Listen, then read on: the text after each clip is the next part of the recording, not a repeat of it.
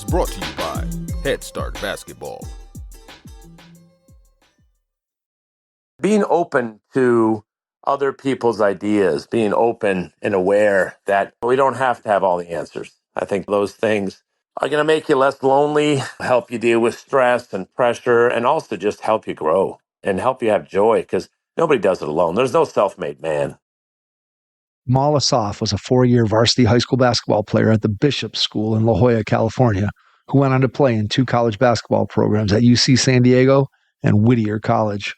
For the past 32 years, Coach Assaf has worked with basketball players at all levels, including middle school, freshman, junior varsity, and as a varsity assistant coach. As a high school varsity head coach between 2004 and 2012, Coach Assaf led the La Jolla High School Vikings boys varsity basketball team to San Diego CIF Division III championships in 2008 and 2009. He just completed his 25th year as a history teacher at the Bishop School, where he currently teaches 8th grade American history. Hey, Hoopheads, our friends at Dr. Dish Basketball are here to help you transform your team's training efforts this summer with exclusive offers of up to $4,000 off their Rebel Plus, All-Star Plus, and CT Plus shooting machines. Unsure about budget? Dr. Dish offers schools-only financing to make getting new equipment easier than ever.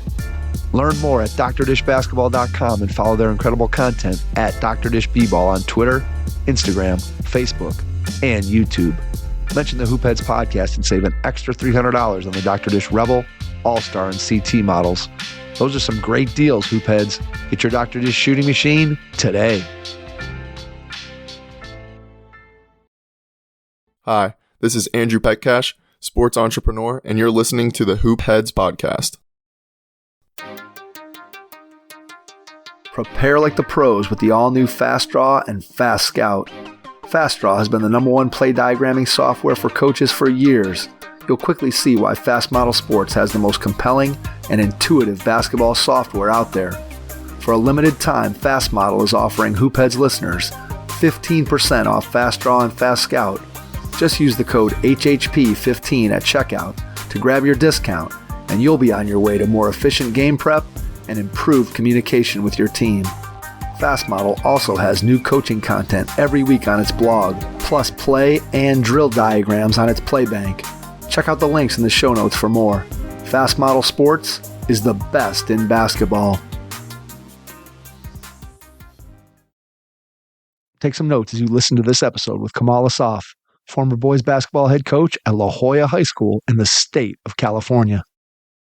Hello and welcome to the Hoopheads podcast. It's Mike Klinzing here with my co-host Jason Sunkle tonight, and we are pleased to welcome Kamal Assaf, longtime boys basketball coach in the San Diego area.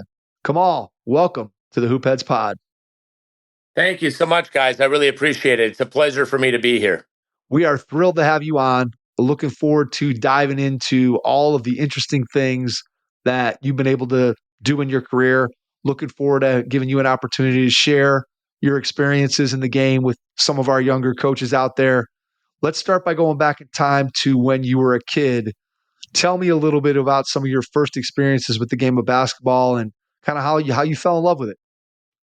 Well, I was lucky enough to. I've got a dog in the background here. I was lucky enough to love soccer and baseball. But when I started playing basketball, the dog is. It's all right. It's all good. Yeah, it's all good. When I was probably about 9 years old, I started playing basketball. We had a team here, the San Diego Clippers, who were about to be moved to LA. Little did we know. But my brother and I grew up playing soccer, baseball, having a great time with really a lot of different outdoor sports in San Diego. But basketball was something we just absolutely loved. And so when we got playing, my dad would take us to Clipper games. Now, we were so bad, the Clippers back in the late 70s, that we'd go watch the other team play. So he would take us to watch Dr. J and the Sixers. We wouldn't see the Lakers come down because that was always sold out. But we'd see the Celtics coming with Larry Bird. And that's how I kind of stoked a love of the game. It just became something that I enjoyed playing. I had a little success. When you're a kid and you can dribble the ball, and I had the ability to dribble the ball, game is easy for you, at that age, at 9 and 10 and 11.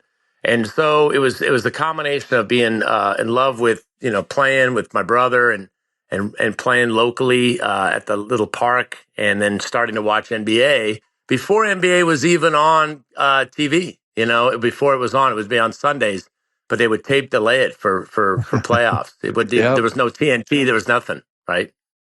Who was your favorite player back in that era? Dr. J was my favorite player. The Nice. Clippers were so transient. Dr. J of the Sixers was, and I saw him at the tail end of his career. He was a great ABA player, but Dr. J was just such a remarkable talent. The way he could jump, the way he was graceful, the way he carried himself, that he was by far my favorite player. I respected Magic and Kareem and the Lakers, but as a San Diego guy, I didn't love the Lakers because they were the LA Lakers. So I was really more of a Sixers guy, and then I became a Bird fan, of course, later. His talent was undeniable, but I never liked the Lakers. I was one of those guys who always stayed true to San Diego. Didn't like the Lakers. Doc was my guy too, so I went from Doc, Yeah, and then after Doc, I guess I probably leaned more Magic than Bird for sure. I've never been a Celtics guy, and then obviously Jordan takes over. But my first pair of real basketball shoes were the Dr. J leather Converse All Stars. Man, when I put those things on for the first time, unbelievable. Yeah, Doc that was a guy who not only in terms of his ability to play the game, but just when you think about the grace and just beauty of Doc's game, that's what I always think of when I think of Dr. J. He just was he played the game in such a way that it was just magnetic because of his ability to glide to the basket, and just the way he just carried himself on the floor was incredible. Yeah, I agree. Yeah, all those things. The way he carried himself. I got a chance to meet him when I was probably 20, and I met him at this fundraiser at Del Mar racetrack. It was the fair, and I'm not sure. A friend just said he's going to be here, so we played 3-on-3, and I was 21 playing basketball at UCSD. I was just a red shirt, or I wasn't a very good college player, Division III player. And here he is, probably 37, just retired, and he was unbelievably talented. He was just going 30%. And then he said, "You want to have a slam dunk contest?" And I almost, gagged. And of course, I was barely putting the ball over the rim, and he's getting up there dunking, from near the free throw line at 37 off of a concrete floor. So it was amazing how when you get up close and personal, you just see this guy is gifted and a gentleman. I was trying to body him. I was doing all I could, and he was just having fun. Dr. J was just having fun with me. So that's how I fell in love with the game. And then Jordan, as you said, how could you not be impressed with his grace, his ability, his skill, and just his competitive fire? So the game really, transported me into a world of loving it, and it took the place of baseball. I still love football, but it took the place of everything, soccer, and it just became my passion. And so my friends, that just kind of directed my life, and still does. Is your brother older or younger than you? My brother's 2 years younger, but he had a remarkable passion. The guy was really bright. He started reading the sports page at like 7. And so I'd start reading the sports page. And so, we were always interested in sports. He also liked playing. He was, always shorter. As a younger brother, 2 years younger, he was 5 inches shorter. So we played one-on-one in the backyard. My dad put a hoop up there. And he also became a coach. It was very important to us. We had a remarkable childhood where we played everything: baseball, soccer. He didn't play football. I played football. But it was a remarkable thing how we both developed a passion, a love for the game. And he's also a terrific basketball coach. So it's just it's neat, that we had this childhood that was so simple: no cell phones, no technology. It was and barely any cable, right? The 70s, no cable, but the 80s, ESPN came of age, and so that was our life. Our life was a very simple, and I would not trade it for anything. Yeah, I agree with you.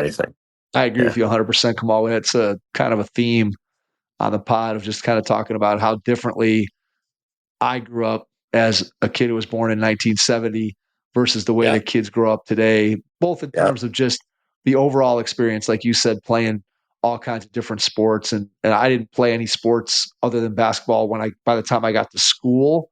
But growing up in the neighborhood, like I played, I mean, you could name just about anything, and I'm sure I played it in a driveway, in the street, in a backyard, somewhere, completely different from the way that kids grow up today. It's just that they don't experience those same things that you and I got a chance to experience just in the neighborhood and doing all that kind of stuff. And to your point, I always say I would never. There are positives to the system today, but I would never trade the way I grew up for the way that kids grow up today. Not a chance. Not a chance. Yeah, it's just the fact that there was so much spontaneity. Get on your bikes. We'd ride to the rec center, which was a mile and a half away. It was an outdoor court, two courts that was in the middle of La Jolla, which is, kind of a resort town these days. It's beach town.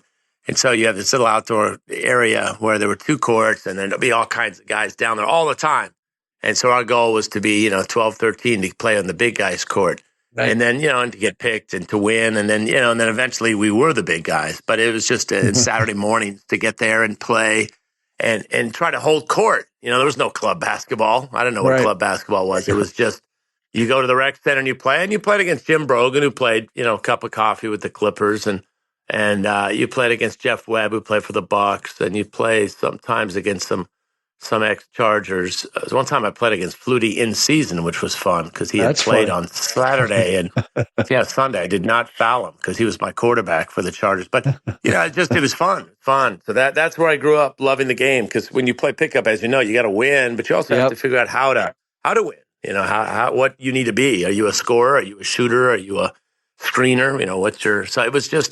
And then you have to search yourself with adults, which is something kids don't have to do now, right? You have to search yourself. You say, I'm playing. Yeah, I'm playing. Yep. That is totally true.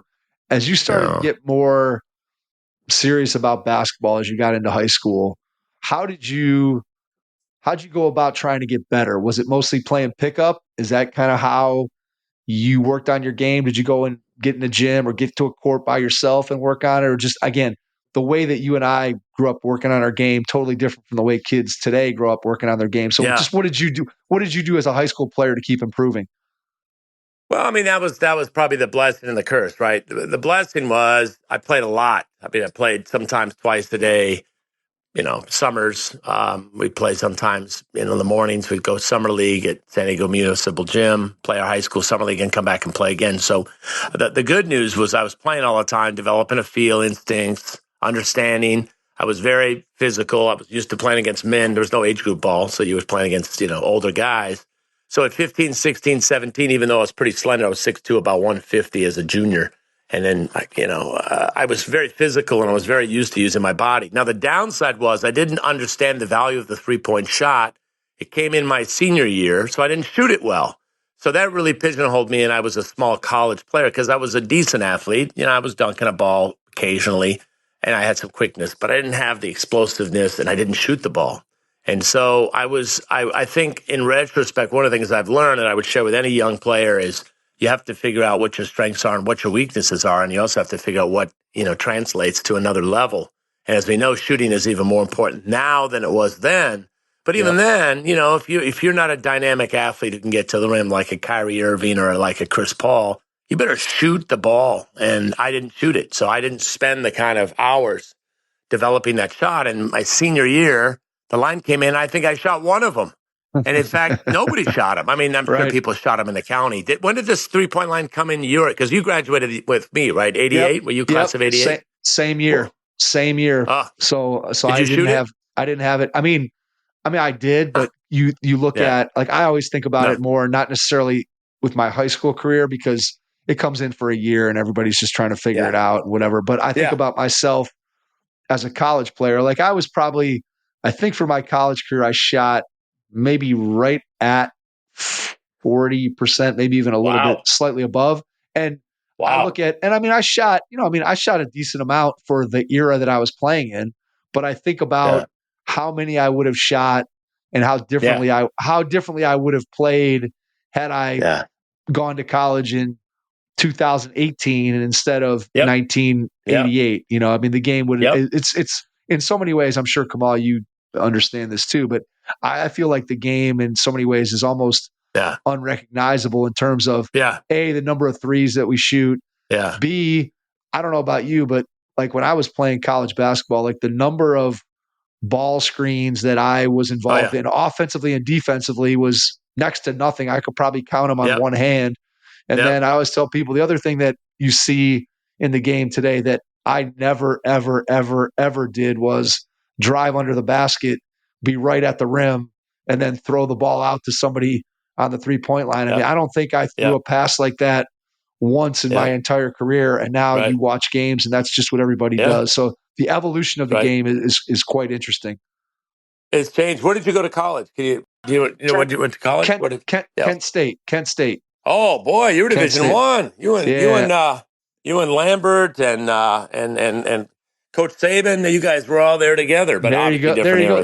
They were there before. They were there a little bit before me. Couple years. A couple years before me. But again, talking Kent football, I always laugh because Kent football basically, I mean, since the time I was there, has been from a team record standpoint. They had one or two decent years sprinkled in, but Kent State football has produced an incredible amount of NFL players for how bad from a team standpoint that program has been. And then the basketball program has been outstanding and really hasn't produced anything in the way of a meaningful NBA player, which I find to be just interesting, the sort of juxtaposition between the two programs. So it's interesting. Great. Yeah. So that's big time. That's great. When did college basketball get an opportunity, get on your radar? Was that something that you were thinking about growing up, or when did you start to think about, hey, I'd like to give college basketball a shot? Yeah, I think I wanted to play college basketball from 8th grade on. I was watching the ACC. If you remember, ESPN was really new, and they were just soaking up the ACC. And if you remember, it was Johnny Dawkins, it was Tommy Amaker, Duke was ascending, Jordan Worthy Perkins, North Carolina. I mean, the Ralph Sampson. I mean, Big East. My dog is. So there were so many great examples of remarkable programs, and it was, I mean, prime time. I mean, I just wanted to go home and watch games Saturdays, Sundays, Mondays, big Mondays, and so I think I decided I wanted to play probably in 8th or 9th grade. But of course, I was delusional, like most kids are, and I thought I could play at that level. I thought I could play at a Division I school, and my coach would say, "Yeah, you can." I had a high school coach who came in my sophomore year, and he said, "You can play Division I." And I couldn't, but I had these dreams of grandeur. And so that it became really important to me, probably in 8th grade, 9th grade for sure. When I started varsity as a freshman at a small school that was very academic. So again, it gave me this unrealistic understanding of how good I was. I was in San Diego, not Detroit or Chicago or New York. So I was starting at a little private school, and so, but I wanted to play college. To answer your question. But here's the thing, Kamal, that's interesting, and I think it speaks to my experience, and sounds like your experience too, is back in the era when you and I were in high school, there was no way to get the information about where you stood. Like you kind of knew, like, hey, I know my school, I know maybe my conference, I know maybe a little bit about people from other maybe nearby regions in the state, but I had no idea how good I was or how good I thought, how good I thought I was and the level that I could play. I mean, I thought when Ken asked me, and I've told this story a million times, so I'll just give you the abbreviated version, but basically Ken asked me to come down for an official visit. And I was like, yeah, I don't think I'm going to do that because, I got to save my visits for Duke and North Carolina and Ohio State. And, I had no idea. And so I turned down an official visit. I went down and visited with my mom. And I remember the two of us eating lunch at Wendy's because we had to pay for it because they didn't pay for it because it wasn't an official visit. And then after I went on that visit, they completely just stopped recruiting me, which again, totally understandable why. I was probably a borderline kid as it was. And here's this borderline kid telling them, hey, I don't want to take an official visit with your school. And I didn't tell them the reason why, but still, just the fact that I didn't take that official visit, and then I had to kind of re-recruit myself after my senior year to even get an opportunity. Funny. So my point is, there just was no information. If it was today, there would have been a million people telling me I could have compared myself to this person or that person and known, hey, I'm not 6'8", could jump out of the gym. I'm probably not getting that scholarship to Ohio State. maybe I need to start looking at places that are more realistic. But Right. that information just wasn't available at the time when you and I were going to school. It's true. It's true. And then, but, I think the thing, nobody's recruiting you or nobody was recruiting me. USD had me come over and walk in, take a look. And they said, I went to their camp and was their best player in their camp. But their camp wasn't a developmental camp. It was, it was for kids. It wasn't, they didn't have prospects there. So they said, you can come walk on. And I realized, okay, so I'm a Division III player, because USD was really, I wanted to play for Hank Egan. And, they had good teams at USD. San Diego, but I realized, okay, I'm better off at UCSD. But yeah, I think that's a really good point. The other thing is, I think you have got to go seek it out. I mean, I think that's if I could go back, I would say I would have to go seek out. I wish I'd gone to Snow Valley Basketball School in Santa Barbara that was run by Herb Livesey that had great players and great teachers. And I had a chance to go. My coach said $300. I said, "Oh, it's a lot.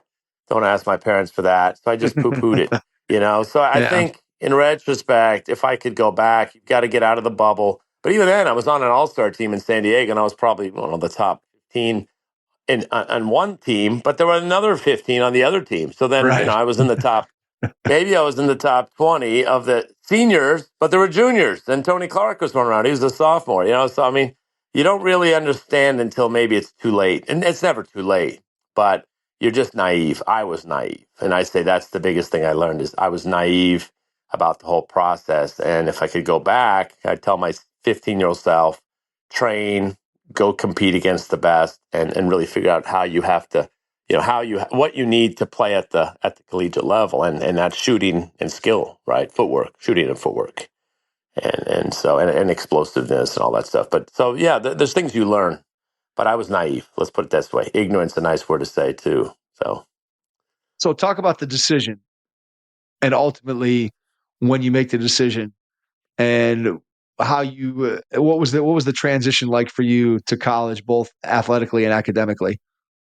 Well, I was at a great school. I was at a school that was a very academic powerhouse. So at UCSD, I was prepared to do the work, but the challenge was I had never seen players as good. I was playing small school ball, and I think I played against the kid Mitchell Butler in the state playoffs, and we held him to 31. We beat him, but he went to UCLA, was an All-American, played in the NBA for about 8 years. He was kind of a defensive guard. He was kind of like KCP, the Denver Nuggets. Mitchell Butler played UCLA. Maybe a second-round pick, but had a great career. But, a defensive stopper. But that was my first exposure to, whoa, this guy's going to UCLA. He's a parade All-American. This is a different player. Right. And but at UCSD, the guards were more skilled. There was better shooting. I was kind of a tweener. I was kind of built like a two-guard. I was 6'2" and pretty strong, but I couldn't shoot it. And so I redshirted my first year. I injured my knee my first year. I had knee surgery, scope. Second year, I redshirted, which was surprising, but I wasn't good enough. And I think my third year, I got cut. So it was kind of an eye-opener. And I think it really helped me develop a little bit of an edge in later on in doing something with basketball because I felt like, I wanted to continue. So getting cut was heartbreaking in many ways. It was like the death of a dream. When you get cut, you're 20. You're in your third year. The kid who was better than I was just made this move on me. He grew up in Inglewood. He played with Harold Miner, if you remember him from USC, with the Miami Heat. And this kid made a move in the gym, and I was smart enough to say, whoa, this guy's better than I am. And he was. And so they kept him. He ended up being a 3-year starter for them, and UCSD was a top 10 program when I was there. So I was a good Division III player at an average Division III school, but not at a top 10 school. I would have been just a bench player, never played, because I never learned how to shoot it, and I didn't have a shooter's ego.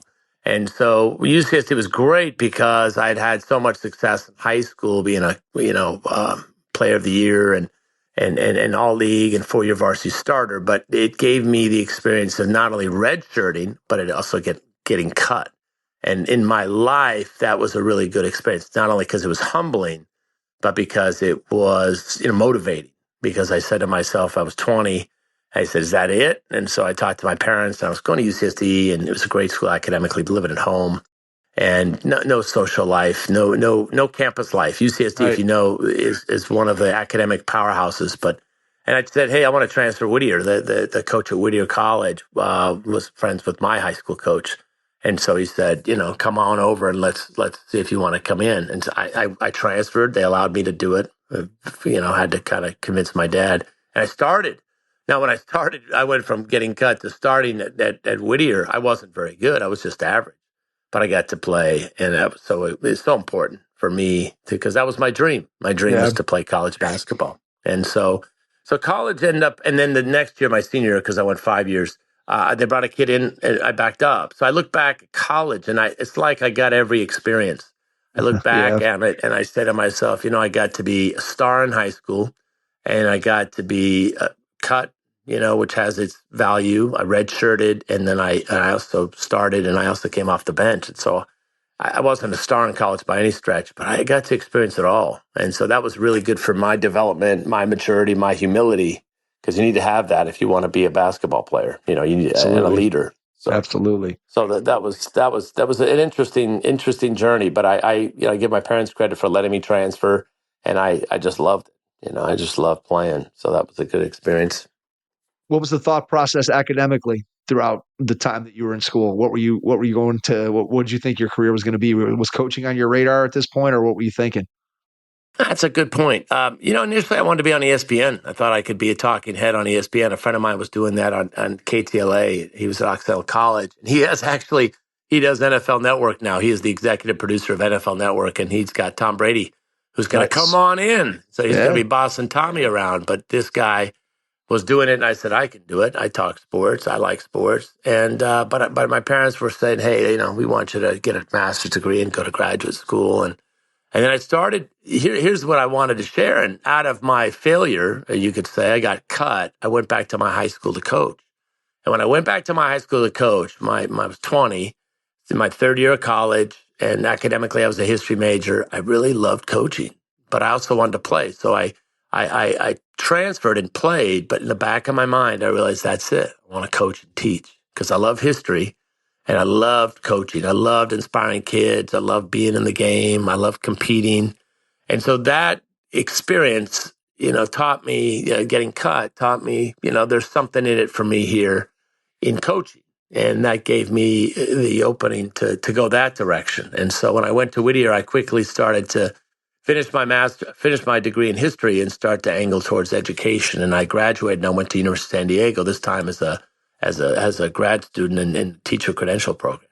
So I really feel like, that experience of getting cut was so hard, but also so great. Yeah, absolutely. I mean, I think it's interesting, those fork in the road moments, right? Where Yeah. something happens that you can look at it and say, hey, this is a negative, and clearly there was some negative aspects to it. But I think that the people who go on to be successful are the ones that you have something happen, or you have something that takes place in your life that steers you maybe in a direction that you weren't thinking, or puts you in a place where you're supposed to be. And I think a lot of coaches, when you have, it's amazing the number of guys, Kamal, that we've talked to on the podcast, that a lot of times it's an injury, not necessarily getting cut, but a guy will go and play college basketball and gets injured, and then all of a sudden they can't play for 6 months or 8 months, or they miss a season, and boom, they're spending a lot more time with the coaching staff, and they're talking this and that, and then all of a sudden it's like, hey, maybe coaching's what I want to do. And so it's kind of interesting. If you can think back to that first experience, going back to your high school, what's something that was hard for you initially with coaching? Was there any part of it that you were like, man, this is, like, I love this, but I got to get better at this particular aspect of it if this is going to become something that I do for my career? Um, you know, Teaching is hard. Teaching is hard. Teaching kids, how you want to play, um, you know, thinking about how you want to play, having a philosophy, you grow up in your coach's philosophy. So you see the game through your coach's eyes. So he was a matchup zone guy, defense. And so trying to figure out, both how to teach what you want, but also what do you want? Like how are you going to play? I always say every team comes from their coach, comes from a vision, comes from a philosophy. What you see on a team is what's important to that coach. Jerry Tarkanian used to practice for 3 hours, and 2 hours was defensive stance and slides. Everybody thinks the running reps were passing and running offense. They weren't. They were defending and running off their defense. And so I had to decide, what I liked about what my coach did, who was great, my high school basketball coach, and then what I wanted to do. So that means, how fast do you play? Where do you pick up? Do you press? Is it man? Is it zone? Offense? Do you open the post? Do you close the post? How do you teach kids to get better? So there's a teaching component you have to understand, and then you have to figure out, okay, what's our style of play? And it's not a style of play just that you like, but it's one that you think can be successful. I'd like to play like Tom Izzo, but it can't be successful. I'd like to play like, the speed of a team that flies down the floor, but it can't be successful with who I coach. So those would be some of the things. What do you believe? What are your tenets? What are your values? And those high school coaches, certainly start that. And then who you meet along the way is going to really influence you and how you pursue the game, how you envision the game, and then how you teach it. And teaching it is hard because you have to do it. You have to do it, fail, so that would be something that was hard, to figure out, okay, what do we want to be? You want to be a pressing team? What type of player do I like? Do I like a shooter? Do I like a finesse player? And I realized quickly I liked the physical kind of junkyard dog player. And so my players weren't as skilled necessarily. I valued guys that were athletes, multi-sport athletes. And that became kind of a theme throughout because I guess that's what I liked. Yeah. So yeah, it makes sense. So yeah. Did you immediately, when you start coaching, do you immediately start looking at the game differently and looking at it from a coaching perspective? Or did you always feel like you looked at it kind of from a coaching perspective? Because I know I always say that when I was playing, I really, in all honesty, never thought once about coaching, never thought about the game from a coach's perspective. I was always just kind of introspective of myself, of who am I as a player? What am I doing as a player? And so then there are other guys who they're playing and they're already thinking the game like a coach. So I guess my question for you is, when did you start looking at the game from that coaching perspective and developing the kind of philosophy and thoughts that you're talking about? Because to your point, when you're playing, your system that your coach runs. So like I had the same coach in high school for 4 years. I had the same coach in college for 4 years. So when I started coaching, like those were the two guys that I modeled everything I did after. And I say this all the time, like I was not someone that back in that time, I had an ego where I thought I'm a good player, so that's going to make me a good coach. And so I didn't go out and learn other team systems or look at it from a coaching perspective. So when did you start to do that? It's a great question. It really is. Never thought about that question. I mean, I think I was always watching. My dad would videotape my games, particularly my senior year when the technology was there. He'd get that big camera with the videotape, VHS. Remember that? And and I'd get home and I'd watch it. And I'd watch it to study myself and what I was doing. It wasn't to reinforce or to look at my stats. It was really, what did I do? And so sometimes I would watch how I'd attack or how the game would flow. So I think I always had an interest in just watching tape and watching games. But I was like you. I came from a great high school coach. We were undefeated my senior year. We lost in the championship game by one. Missed a free throw to win it. I missed a free throw to win it, and then we went to overtime and we lost by one. But we had a great run, and so I was like you. I was thinking I was coached by a really good coach. I know a lot about basketball, but then once I started getting out there, I started realizing there are a lot of people to learn from. And I would go to clinics, and I'd realize the way you get better is you learn from other people, and you add to what you've already been taught. So you have this foundation, which is about defense and transition. That was really my coach's two favorite things: defense and transition. And it was going to clinics and watching. And I had a light bulb moment. So I think coaching philosophy wise, I had a light bulb moment. I was 29 years old, big man camp. So here's Pete Newell out there, and he calls me up and he says, "Will you take Pete Newell to the airport?" I said, "Absolutely." So I'm talking to Pete Newell. He's the nicest man ever. And he's showing me a movie, Touch Shack, and in the lobby of the airport. And we hit it off, and then I go there, and then there's a guy named Mike Dunlap. Have you heard of Mike? Mike Dunlap. Yeah, we've had Mike on. Great guy. I met him at the Jay Billis camp. Yeah, great guy. So Mike Dunlap's there. So Mike's there. Pete Newell. I'm in the gym with Mike Dunlap, who's one of the greatest teachers I've been around. Pete Newell, who's one of the greatest teachers. and then Paul McKeskey's there. So I mean, it's an all-star cast. And Paul McKeskey played for the Bucks, played for about 17 years for Don Nelson a lot, played for the Sonics. So he's working with some guys, and they're all 6'3" to 6'9". None of them Division I players, but he's teaching the big guys, the post.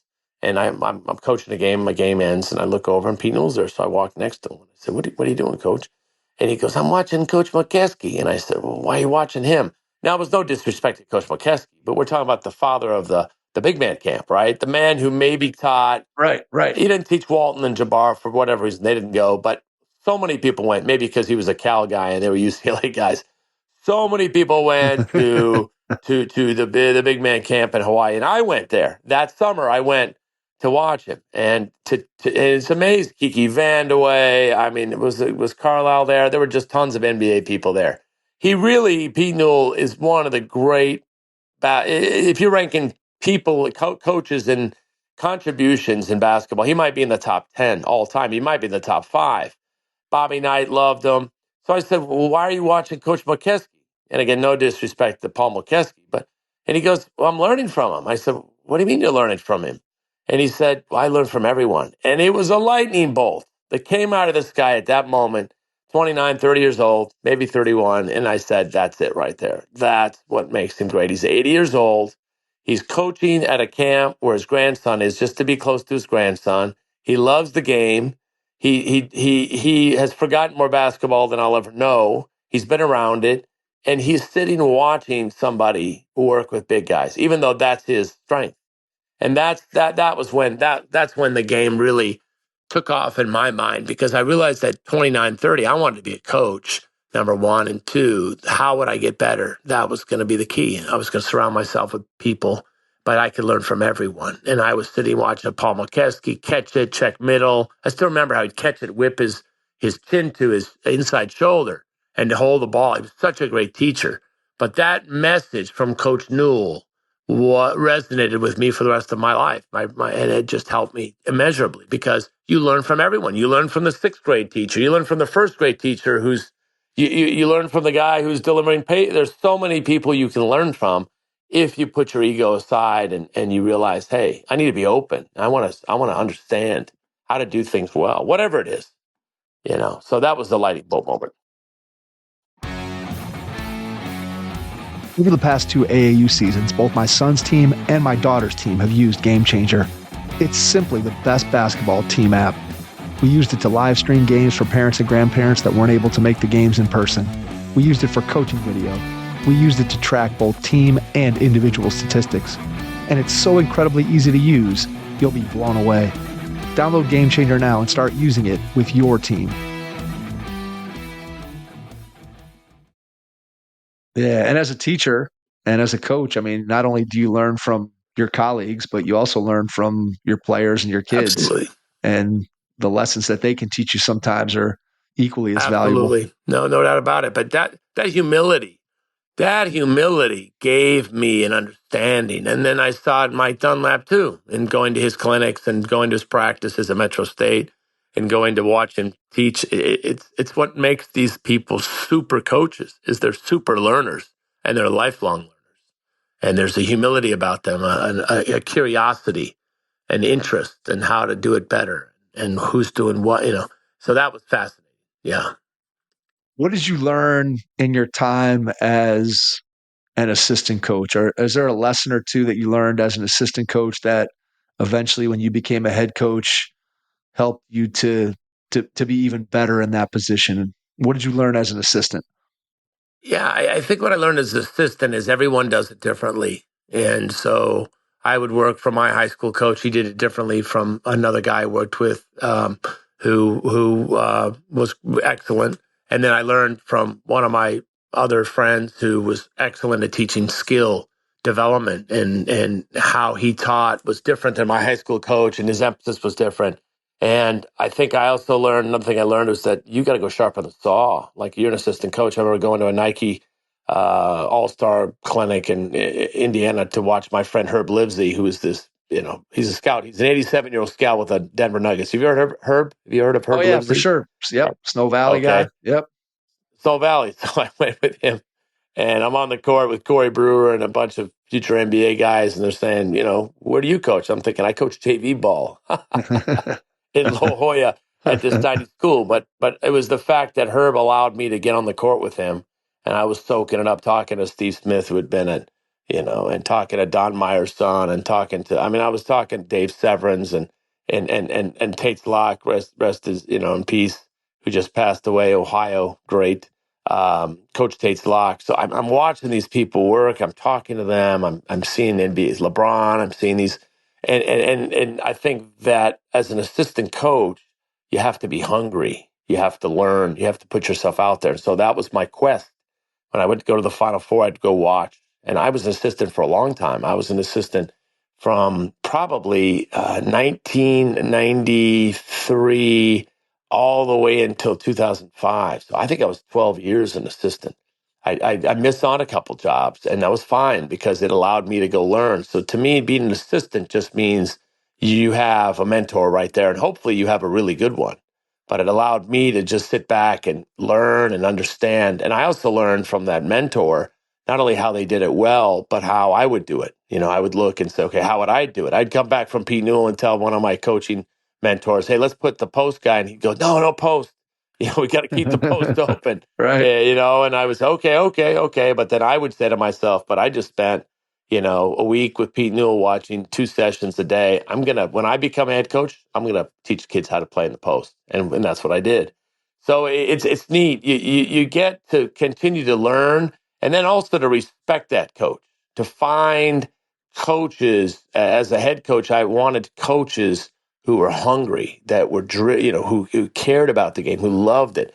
I was lucky enough to find a guy at La Jolla High when I started in 2005 who eventually got to the Orlando Magic. He went from my freshman coach to JV to a varsity program and to Kawhi Leonard's camp in San Diego to the Orlando Magic for 2 years. It's crazy. And now he went to JC, and now he's back in high school in Arizona. But Luke Stuckey was a great friend of mine, and I hope to think I helped, but he was just driven, talented, and he ascended. And so part of what I think being an assistant is valuing assistants, teaching assistants, nurturing assistants, helping assistants to move in the game. One of my assistants just won a CI championship at La Jolla Country Day 2 years ago, and he was my freshman coach. And we stayed in touch, Mike Ricciuti, and he won a CIF championship. And to go to that game and to watch it, to feel the pride, and for him and his success. So being an assistant to me is a big deal because it's such a commitment. There's no pay. And I also use that Rocky phrase, don't trade your passion for glory. Being an assistant, there's very little glory, but the glory is in teaching kids and helping kids and learning and eventually, helping a program. And you may or may not get a head job, but you want to value those assistants and grow them so that they can. So some of my assistants have done really well. And then I am one of the assistants who had some success from my coach. So I feel like I'm on a family tree and I have a tree. Ha! That's you cool. can believe that. No, that's very cool. Yeah. So tell me about the transition from assistant to head coach. What do you remember about the first few months on the job as the head coach, and then your first time sitting at 18 inches over in the head coach's chair as opposed to being an assistant? Well, it's funny you ask because I was still at my school. So I'm at a school in La Jolla called the Bishop School. It's a great academic school, and my head coach was there. And one of my mentors, Tom Tarantino, just a brilliant coach, East Coast from Long Island, great coach. He was kind of like a Rick Pitino disciple, and won championships on the East Coast, won championships at Carlsbad, won championships at Bishops. So I get the job at La Jolla, but I'm still teaching at Bishops. And so it's kind of funny. And I remember, coaching against him was funny because I had gotten the job just a couple weeks before the season started. So 1 month after I got the job, I'm playing at the Bishop's gym against all my players, all the guys that played JV for me. Right. And they whoop us by 19. In fact, it's 16, and then one of the kids hits a 3 in the corner. I still remember it. And I realized how hard it is. It's hard because to be a coach means more than just X's and O's. It means developing a culture, a style of play, trust. And so I got this job at the public high school. They're separated by about half a mile, less, maybe a quarter of a mile. And so here I'm basically moonlighting. I'm going between, my job as a teacher at Bishop's and then the coaching job at Jolla High School. But I realized, in getting the job, I realized, wow, there's a lot to this. Number one is there's style of playing strategy, but there's culture. And I had gotten the job and had it for just a couple weeks when I go back to Bishop's where I'm teaching and we get smoked. And, it wasn't even close. I mean, and I think that one of the things you learn is there's so many different aspects to coaching. That's what makes it interesting. There's the teaching, there's the culture, there's the administrative part, there's the parents. And so it gave me an appreciation, but I also, knew there was a learning curve. And so a month later in January, we were better. And then 2 months later, we were much better. So I think there's to answer your question, I think there's a lot to learn, and you have to really, what I would tell a young coach is you have to really give yourself time. You're not going to get instant gratification unless you inherit a team that's truly gifted, like the coach at the Celtics. He got a kid, he got that team. Yep. When they fired their coach that was gifted. But most coaches inherit a team that, is not. You have to build it. So I learned that it's harder on so many different levels to be the head guy because everybody's going to look at you and they're going to second guess you as a coach. And you just have to be patient and you have to be determined. You've got to have thick skin, because we've got families that, they expect to be competitive. Right. Yeah. The best advice that I've ever heard in that vein, Kamal, is from a guy here in the Cleveland area. He's now the athletic director at Gilmore Academy, but he was a longtime head basketball coach here in the Cleveland area. And he talked about how trying to build a program, and as you said, there's a lot of people that have expectations and want things and this and that, and trying to put together a culture.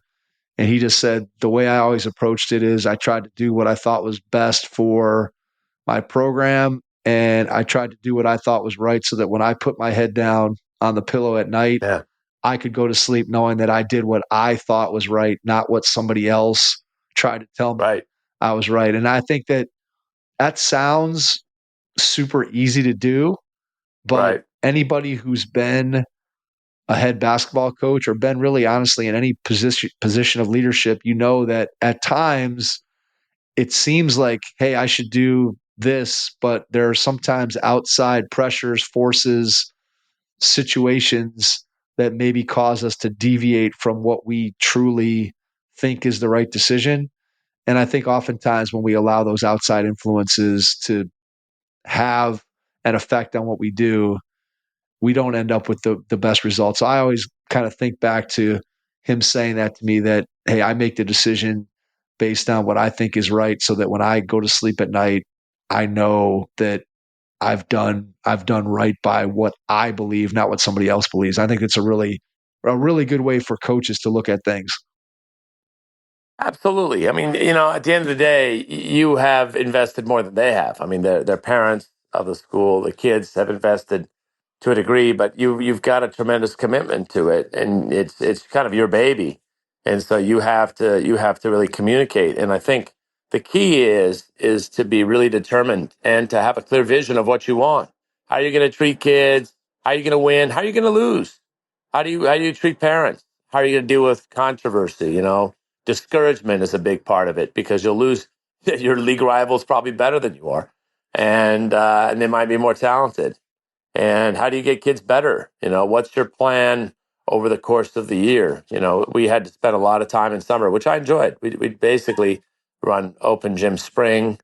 We'd practice summer and do team camps, and we'd train in fall. And then I'd have the football guys and water polo guys would come after that.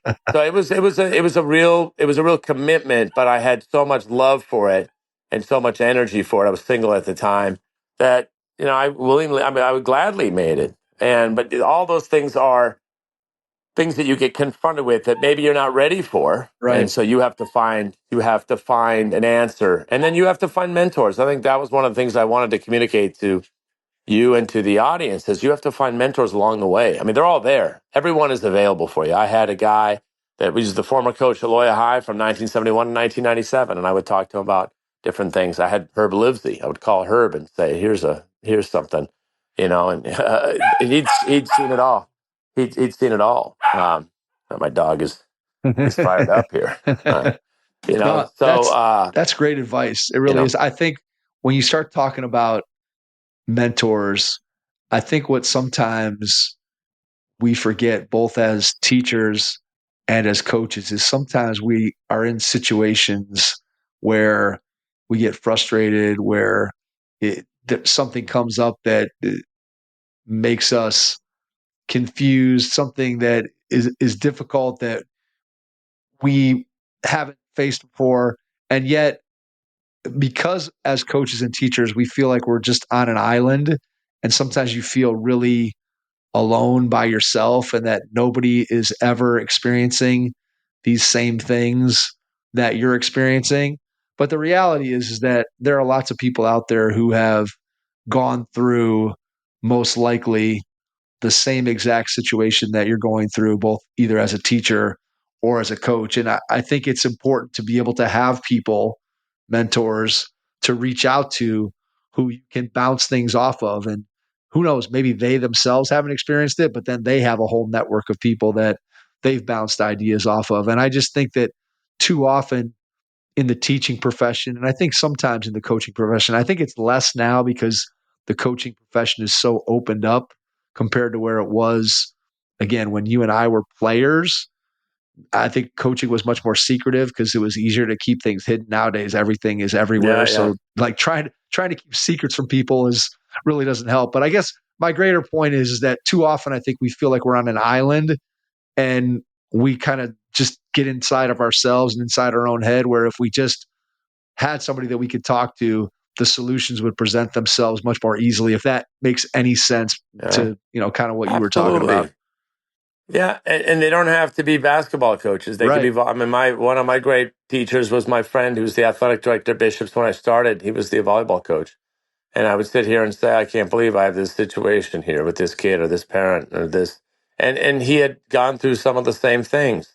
Or he had just the wisdom. He was 10 years old and I was. He had coached longer. And so he had this sense of, here's something you can think about. So being open to learning from other people is so important. Bobby and I had Pete Newell, John Wooden, and I don't know who John Wooden had, but he must have had people. But everyone, Denny Crum had John Wooden. There are so many examples. Krzyzewski had Knight. There are so many examples that nobody is doing this by themselves. You're really on people's shoulders. When I love when Jay Wright wins, and of course, Massimino's in the audience. When Villanova wins and there's Massimino crying.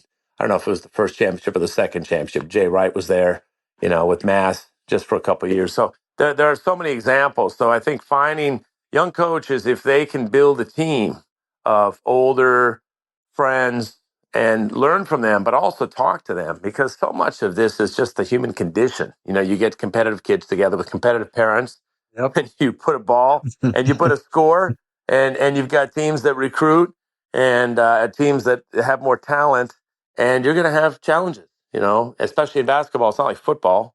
You have 5 that play, maybe 7 play, maybe 8 play, but you're going to have all kinds of challenges. So it's just knowing that. I talk a lot to the coach at my school now. He's younger than I, but a terrific coach, and I'm always lending him an ear if he has any. Buddy's going. I got my dog Buddy. He's fired up here. I always like to talk to him about it. And it's either a player situation, could be a parent situation, or scheme, or something. And I'm always interested in how I can help support him, because I'm coaching right now. I'm coaching middle school basketball. I'm coaching high school. I stopped high school back in 2012, but it's just being an ear, knowing that I have been given so much. I've had so many wonderful teachers that I want to help, too. So I think that's something young coaches, if they can find good mentors, if they can find teaching mentors that are going to give them, a philosophy, Mike Dunlap, Pete Newell, Herb Livesey, Tom Tarantino. I mean, I've had just a bunch of guys I've learned from.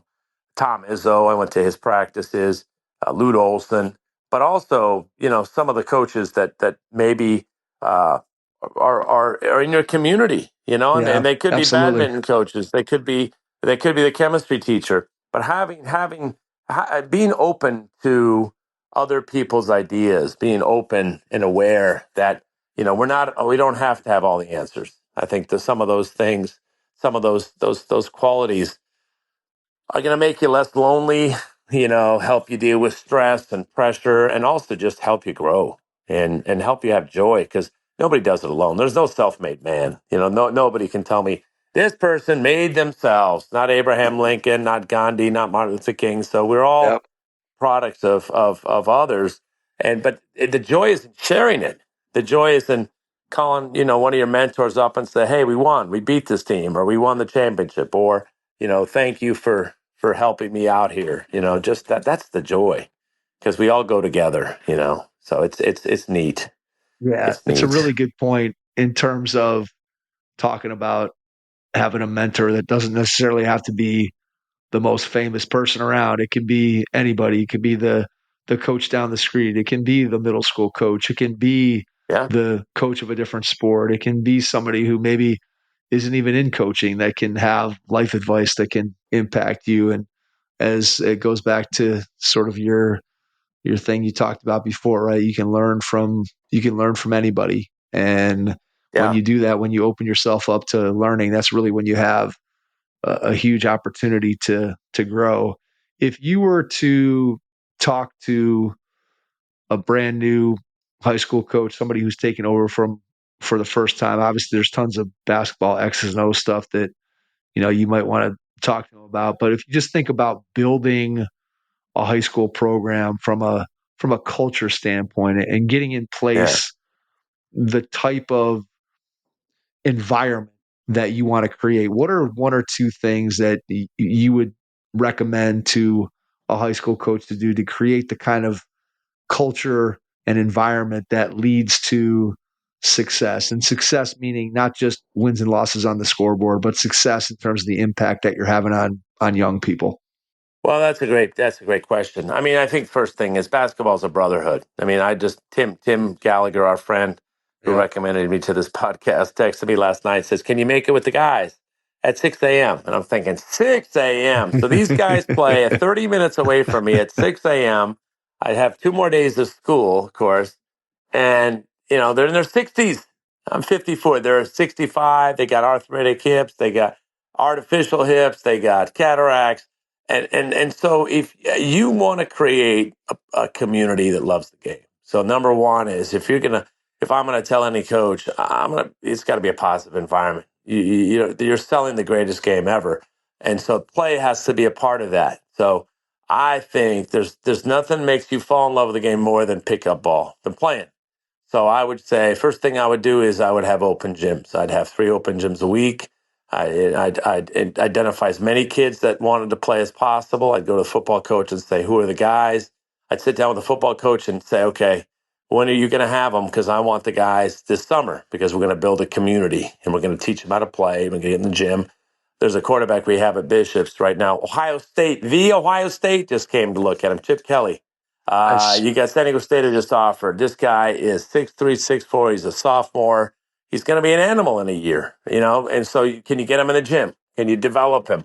Can you get him? Now he's going to do a passing camps, and he's a Division I football quarterback, because he's going to have offers from everywhere. K-State, Iowa. We've had a lot of people at our school, which is rare for a small school.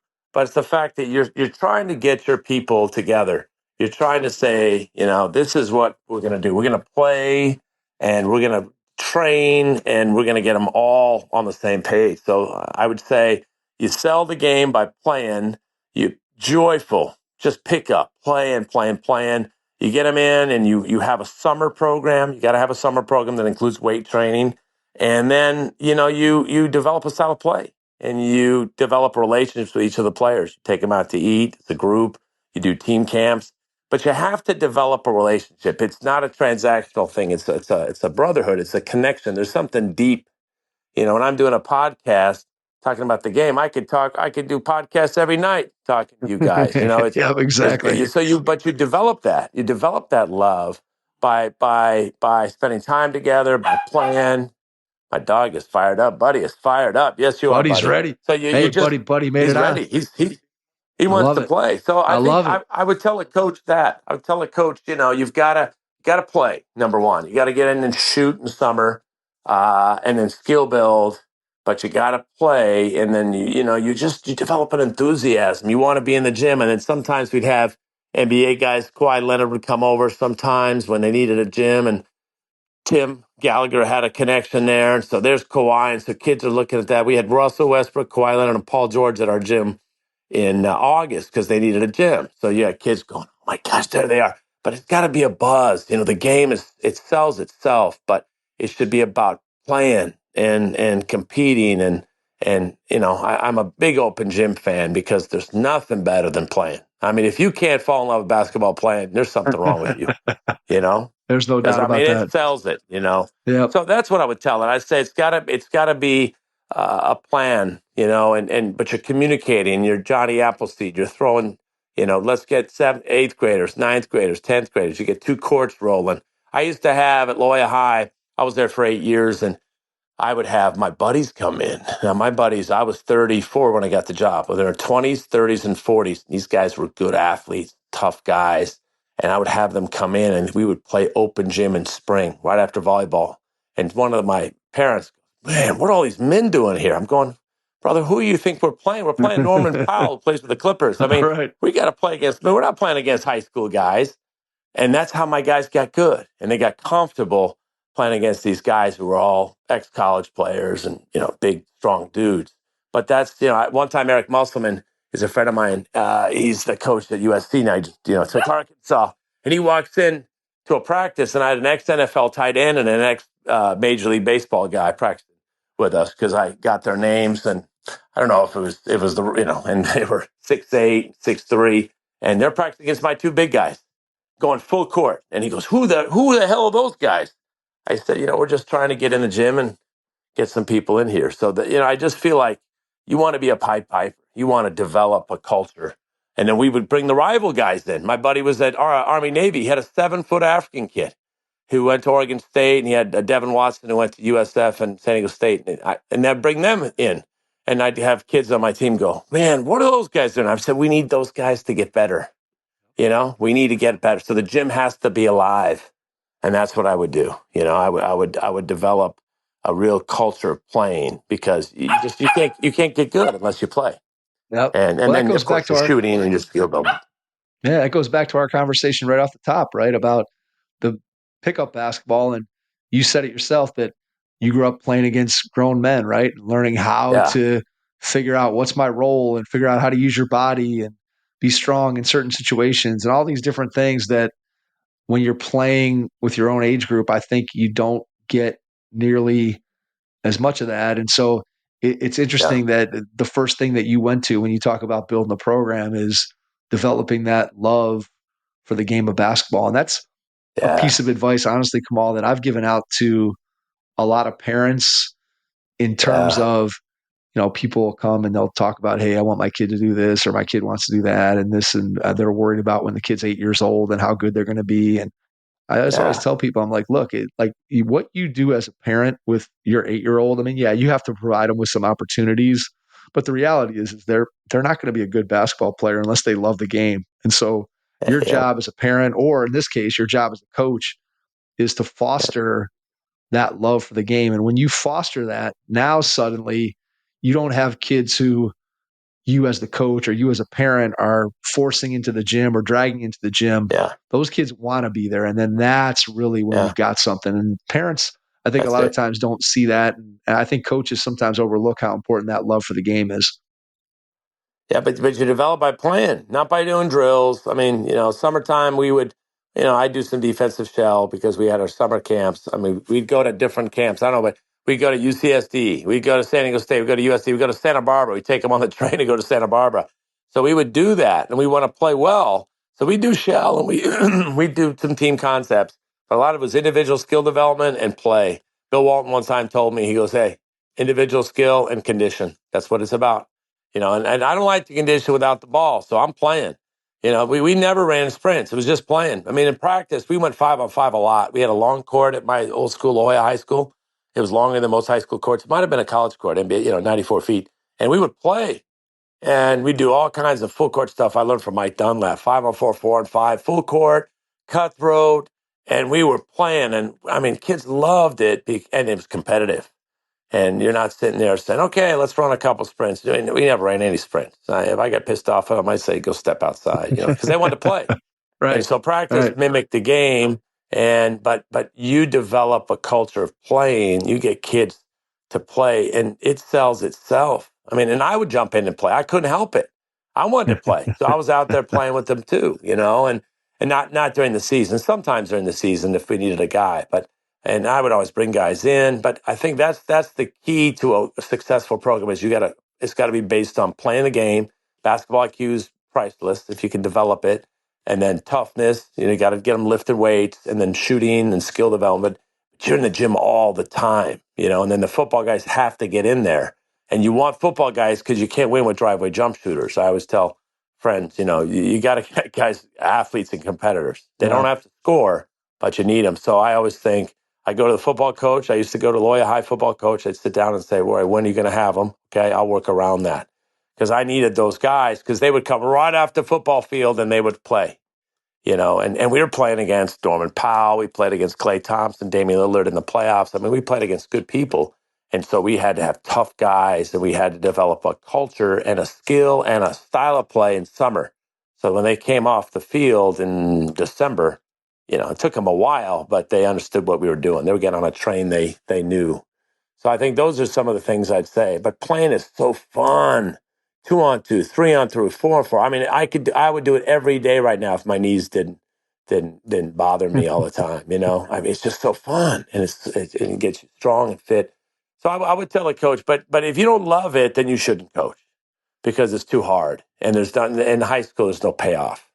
I mean, there's a payoff but it comes out of time. There's not a financial No. payoff. How about that? Zero. Yep. Yeah. All right. So the payoff is, but it's got to be born out of love. You got to love it. Love kids. Let me ask you this: Yeah. what was for you the most difficult part of being a head coach at the high school level? It could be something in the game, outside the game, administratively. What was the hardest part about being a high school coach?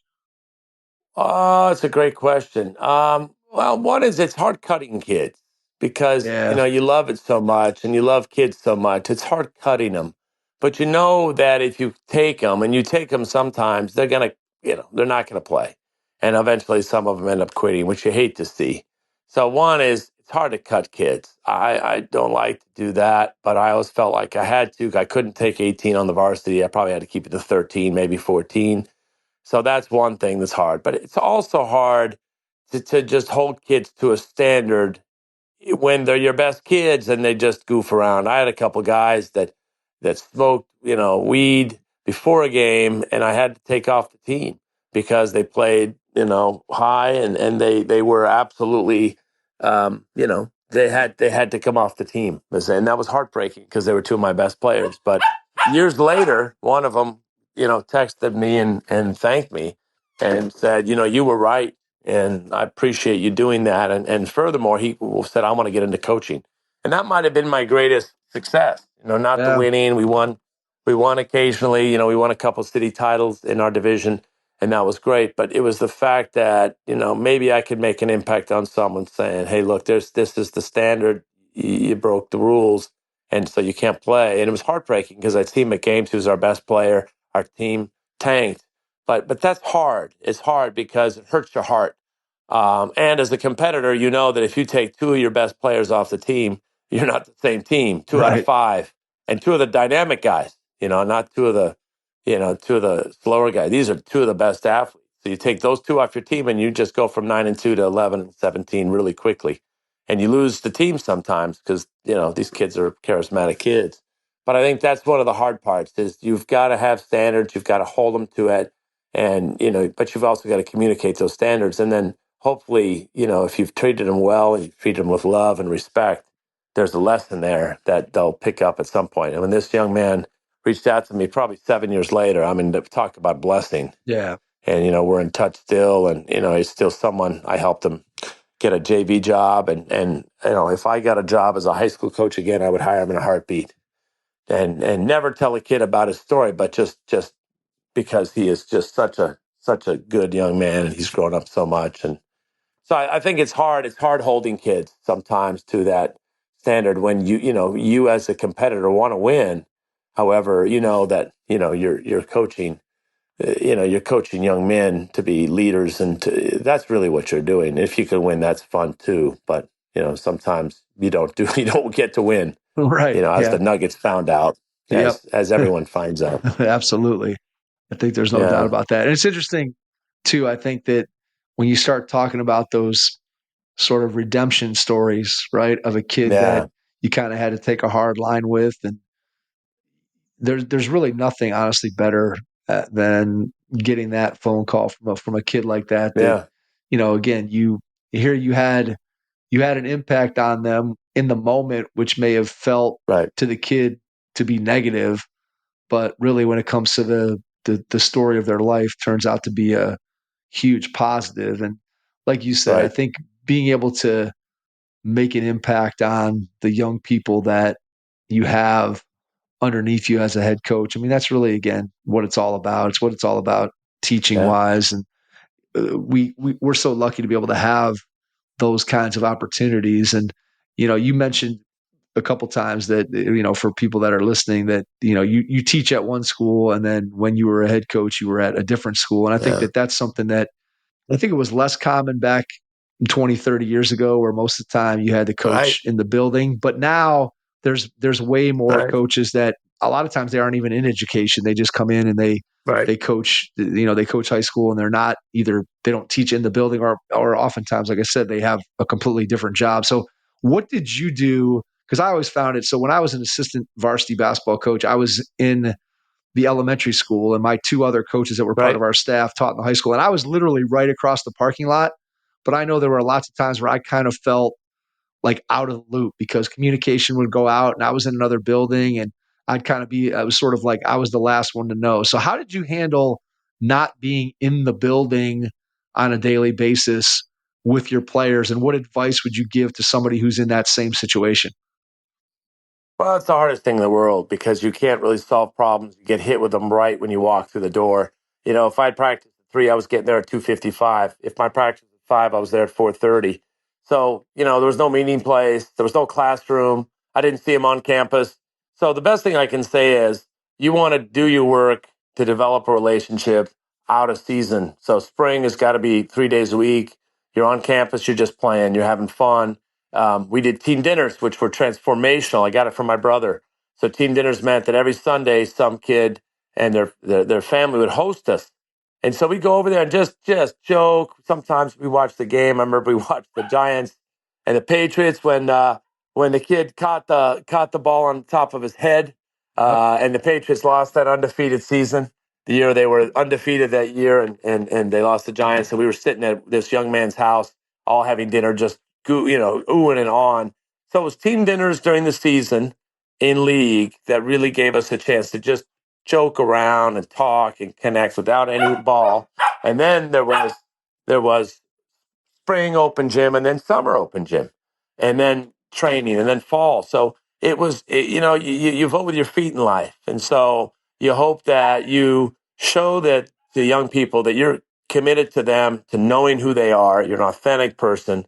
You're an educator, and you love the game, and you care about them. And if you can communicate those things, but it's time, right? The greatest coaches throw the most time at their job, and they do things outside that you don't see to develop that. And I think all those things would be things I tell a young coach to do. Making sure that you're coming on a campus off season. You're taking them out to eat. You're doing stuff in summer, and hopefully you have some ability to connect with them during the season. I thought team meals. I don't know. Did you ever do team meals? They're magical because you're just sitting there, home cooked meal, and they're just talking, and there's no agenda. You're not talking hoops, although I was talking hoops too. because we had Laker fans in there. So I was telling them how Lakers were overrated, but Kobe and Shaq were overrated, but they weren't. I was just teasing them.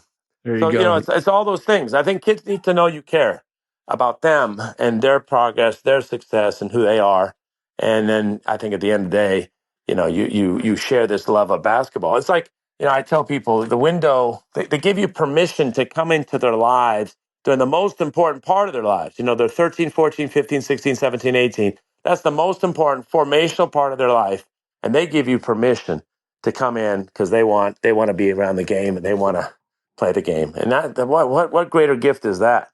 What greater gift is that when a parent says, you're coach, or I'm going to respect you, or you're going to help shape my young man. And so I have a guy at Santa Barbara who's the women's college coach at UC Santa Barbara. He went to Harvard, majored in math, played there. I mean, I have so many great stories of kids that have done well. And to think that somehow I was, part of their life journey, and I still see parents in the community because I live in the same community, Jolla High. And I see parents, and every day. Today, I saw one of my assistants. I coached his two sons who went to BYU to play volleyball, and I just saw him today. I just, it's a blessing. It's a gift that keeps on giving. Coaching, it keeps on giving. If you do it well, hopefully, you just keep seeing the rewards. You're constantly reaping rewards, and that's connection and community, and So I just can't say enough about if you want to do it. It's hard, but it's definitely a beautiful life. A beautiful gift. Your first impression is everything when applying for a new coaching job. A professional coaching portfolio is the tool that highlights your coaching achievements and philosophies, and most of all, helps separate you and your abilities from the other applicants.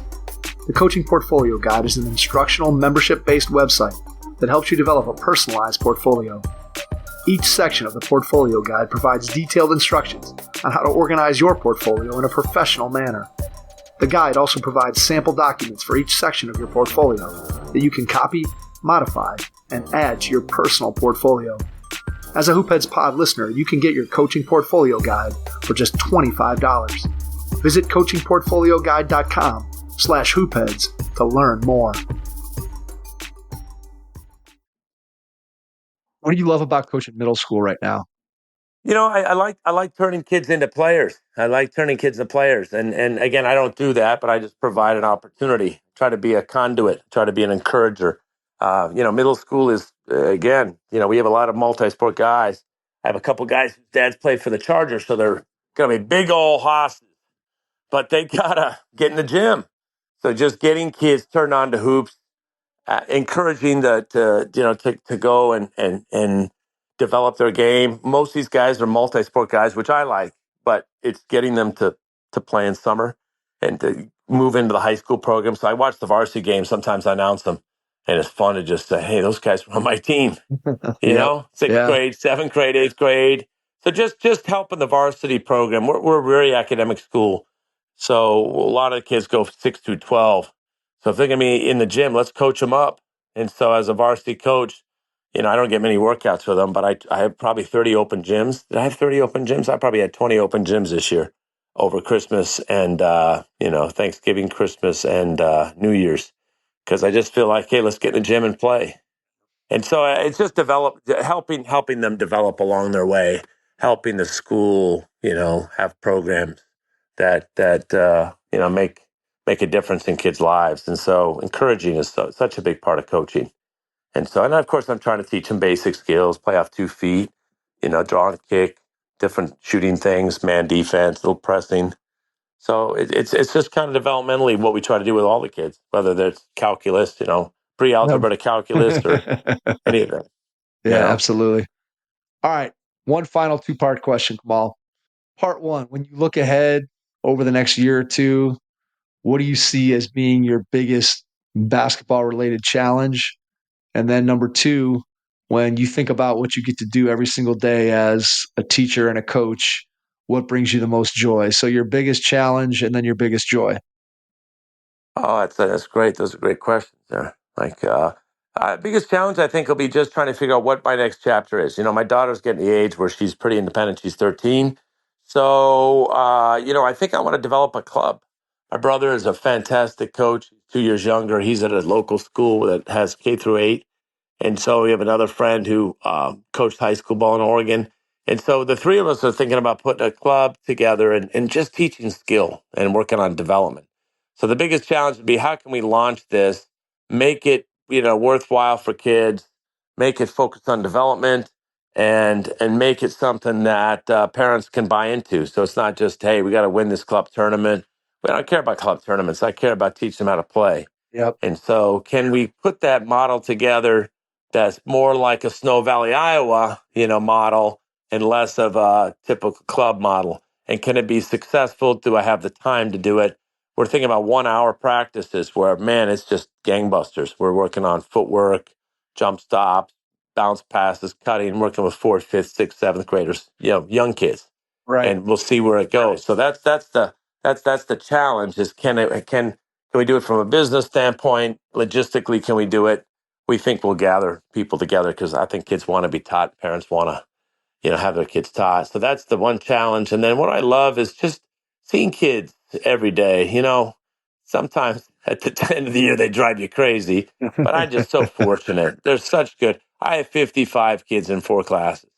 And to think that I, can encourage them, think about history, do American history, I just feel so, to have a parent come up to me and say, hey, my kid likes your class, or, to see them, really shine and be enthusiastic, to know kids, to let kids know, I know you and I care about you, and I'm encouraging you to think deeply and to develop your skills as a writer, as a thinker, and then to also help them belong. I joke a lot, say, they say, I got a math test. It's just math. Don't worry about that.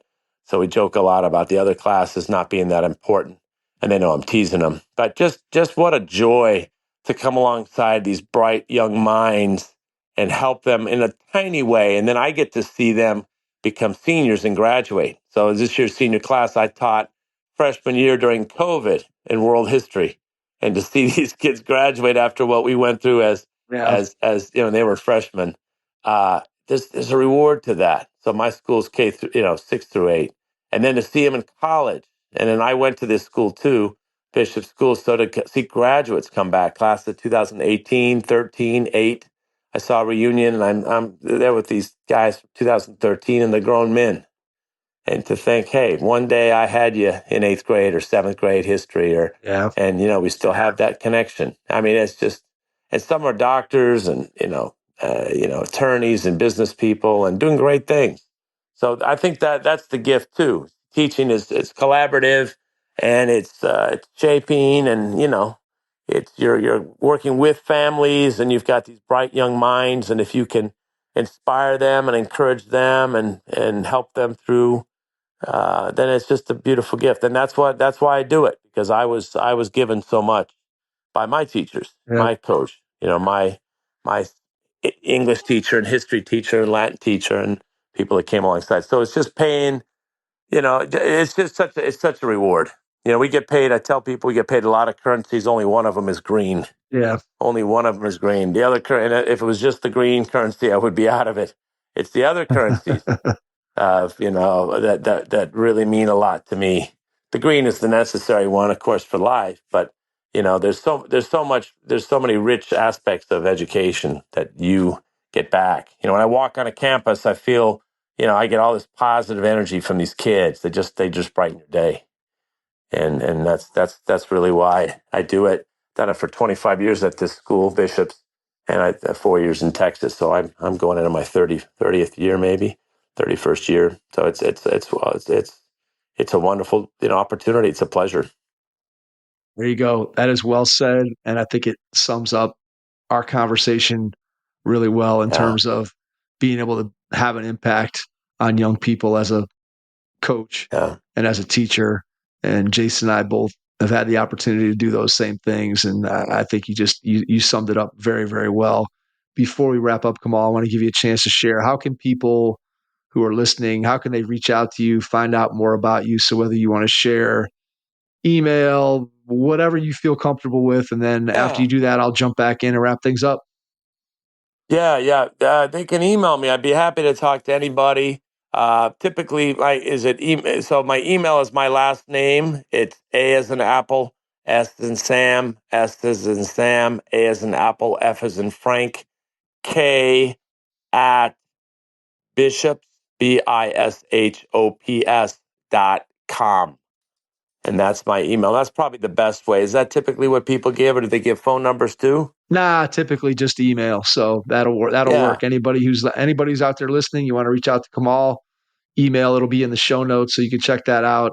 And again, Kamal, I just want to say to you on a personal level, thank you for jumping on. Thank you to our mutual friend Tim Gallagher for connecting us.